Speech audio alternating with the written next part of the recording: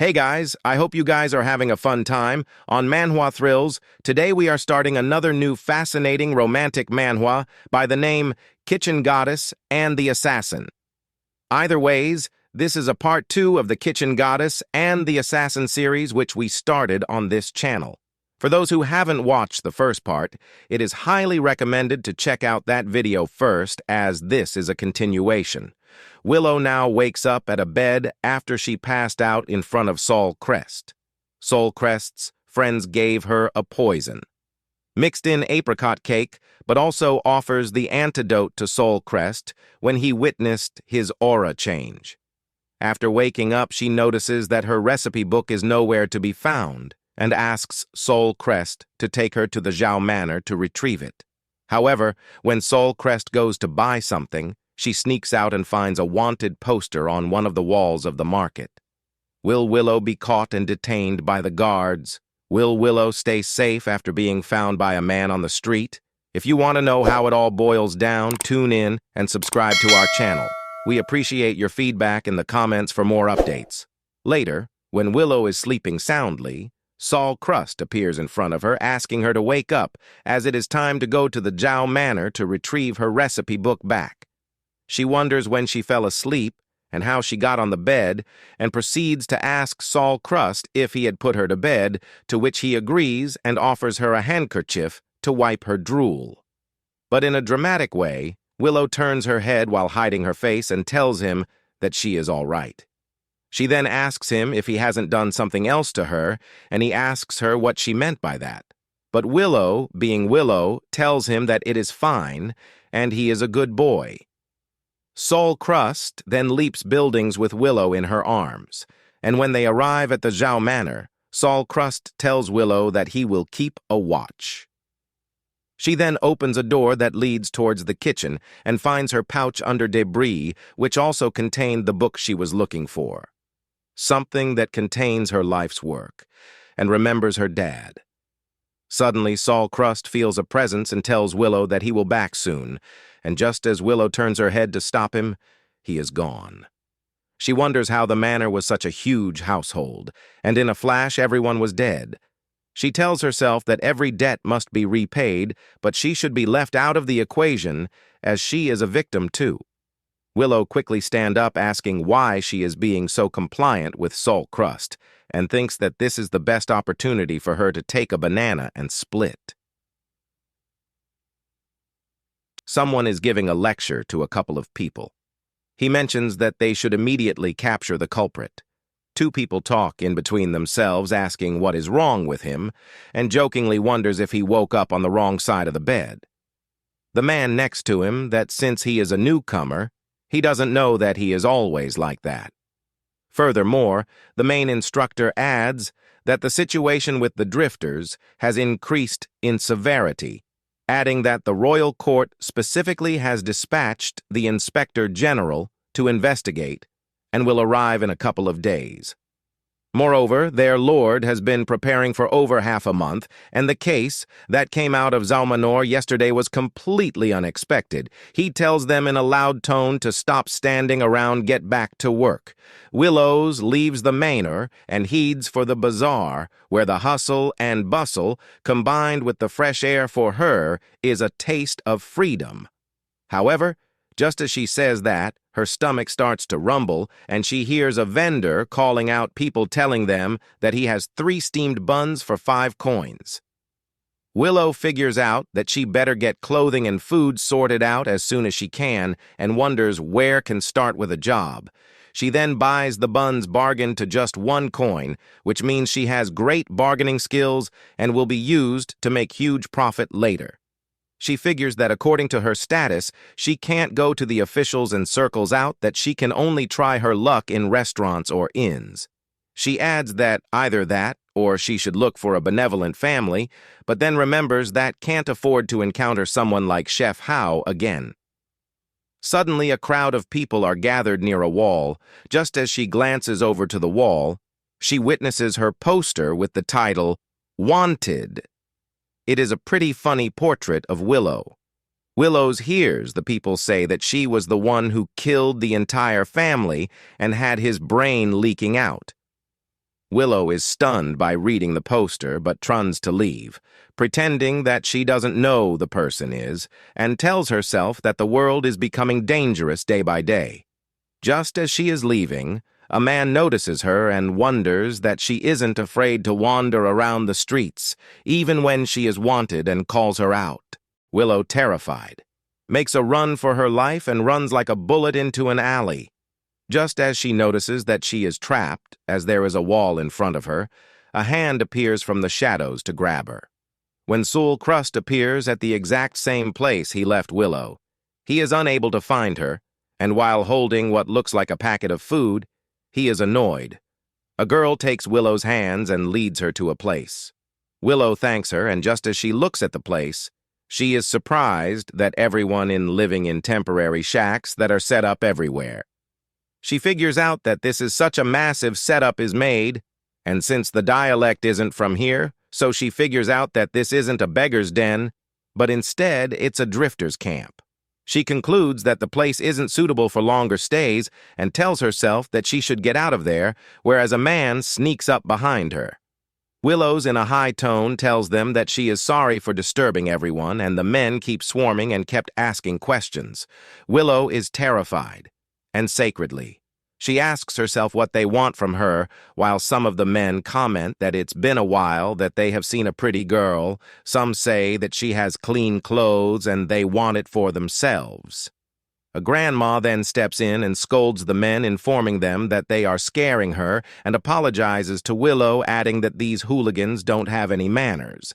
The grandma turns to one of the men and scolds him that he didn't even properly clean the edge of the bowl, and he is offering it to Willow.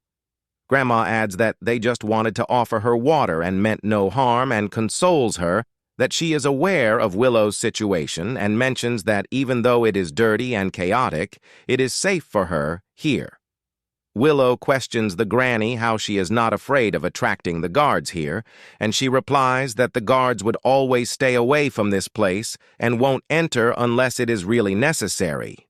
The grandma continues that even though they are drifters, they were once normal citizens too.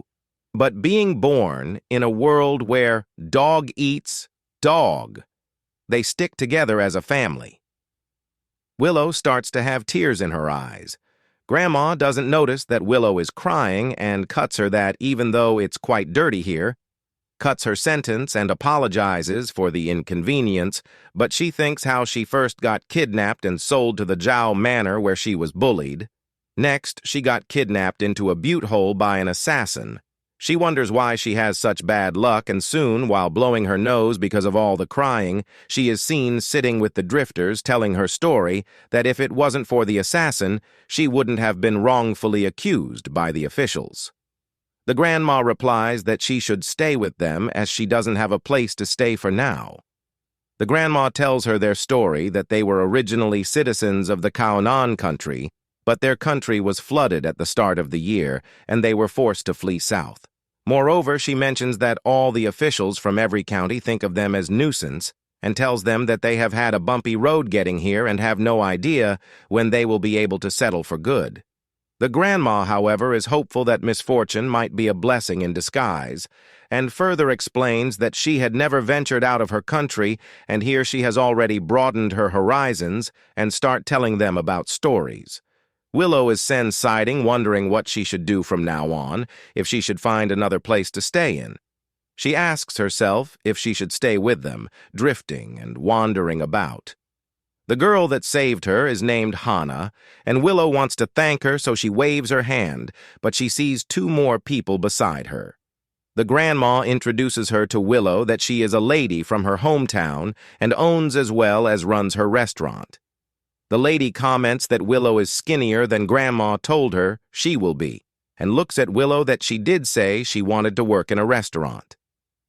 Willow feels uneasy and feels like something is off between them, whereas the grandma tells Willow that the lady, Miss Mira's restaurant, is short on staff and asks her if she wants to work there. Willow asks how they are, short on staff, when there are lots of people present, while the grandma proceeds to hold her hand and tell her that they look after each other. She proceeds to tell her that she wants work more than they do. Willow snatches her hand from the grandma, holding her hand, and speaks out that her wanted posters are all over the town, and asks, isn't Miss Mira concerned about attracting trouble if she hires her? She explains to Willow that she is just trying to help her out, and that she always knows a way to get out of things and deal with them. Willow, suspicious of the answer, tells Miss Mira that employees reek of alcohol and smoke since they work from dawn to dusk, but the person next to her, who she calls Brawny Beefcake, smells like girls' cosmetics, and adds that it could be that with food, she could also be offering services of the flesh at her restaurant. Both the grandma and Miss Mira are quick to defend that none of this happens here. Willow looks at them and screams that they are human traffickers, as she has been down this road before. Miss Mira loses her act as her cover has been blown. She tells Willow that they are giving her an opportunity while she is complaining, and that if she behaves well, she will rolling in milk and honey. Willow yells at her that if that is the case, why don't they hop on the train and experience it themselves? She adds that she is thankful she didn't believe Miss Mira was telling the truth. Grandma then tries to calm Willow down by telling her that she is doing it for her family and that this way she will at least have a way to not worry about clothing and food, and asks her if she really thinks that someone so fragile like her can survive in this dog-eat-dog world by herself. Willow clenches her fist and asks her if she doesn't have the right to live just because she is weak.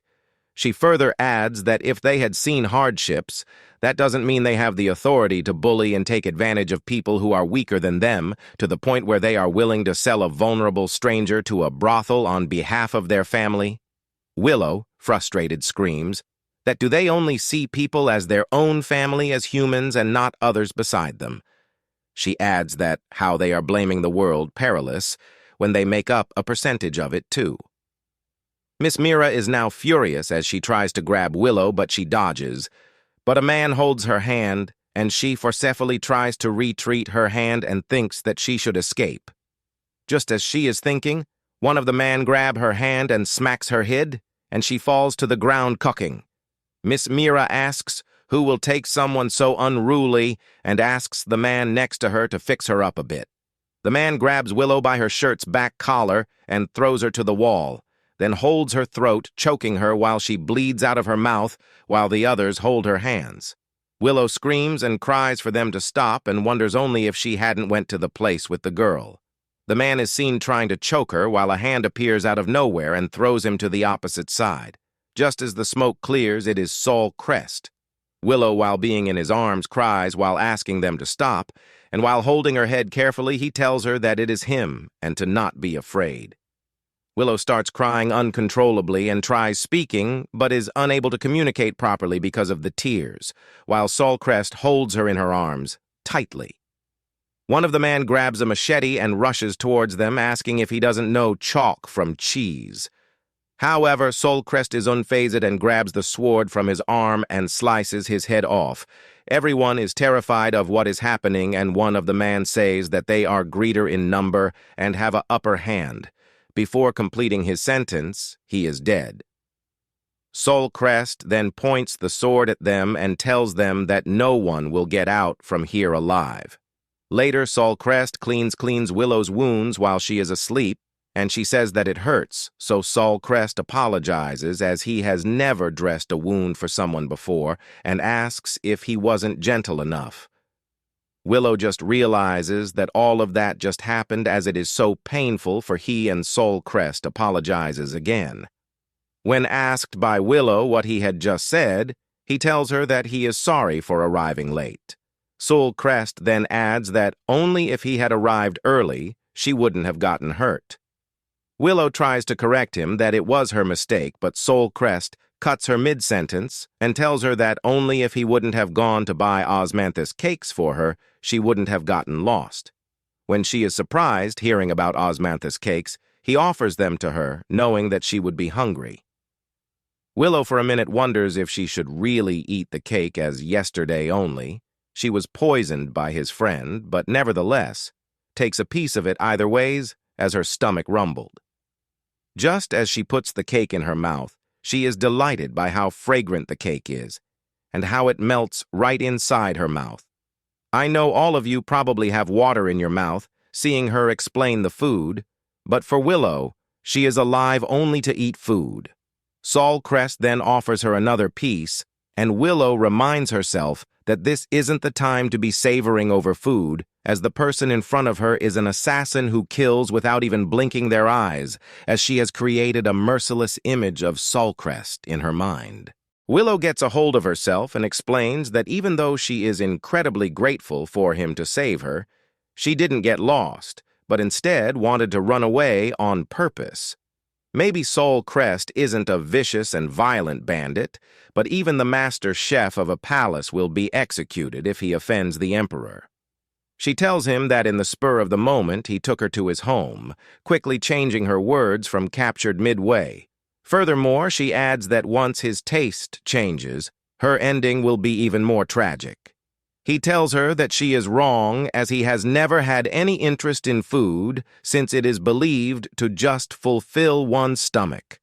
However, the day at Zhao Manor, he was simply attracted towards the fragrant smell of the food, but after he was done eating, it filled his heart with tranquility and warmth. And at that exact moment, he knew that he needed her. At that exact point, he knew that he wanted her to cook so that he can enjoy the meals. But he feels terrible after knowing that he never inquired about her desires. Willow, blushing, tells Sol Crest that if that was the case, he should have told her earlier. Sol Crest turns to look at her and she asks why he is so shocked, as no respectable family would have ever hired her to avoid suspicion, and when asked what suspicion, she didn't have an answer.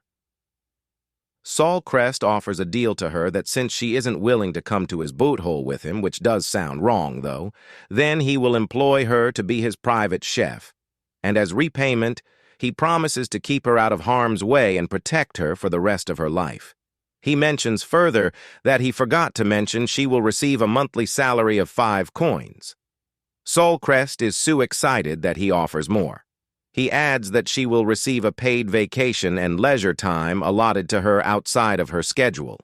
He continues to add that they can do a trial run, and if she would want to leave, he wouldn't stop her. Willow goes into a deep thought. She thinks that she shouldn't be blinded by whatever he has said, but she also knows that if he hadn't taken her, she would have been with the guards. She finally realizes that she is safe under care and agrees to go accept the offer, as she asks him to take care of her in the future. Furthermore, she adds that they would set ground rules which will include compensation and work duties, with all the detail included. Hi and welcome to our channel. Today we are starting off a new manhwa called Hidden Love. Sit back and enjoy the video, and please don't forget to subscribe. There are manhwa finishes. If you like the video, make sure to hit that like button if you really enjoyed watching this video, and do subscribe with that notification bell turned on so that you don't miss on our updates. Your feedback will encourage us to do more, so make sure to let us know in the comments. Thanks.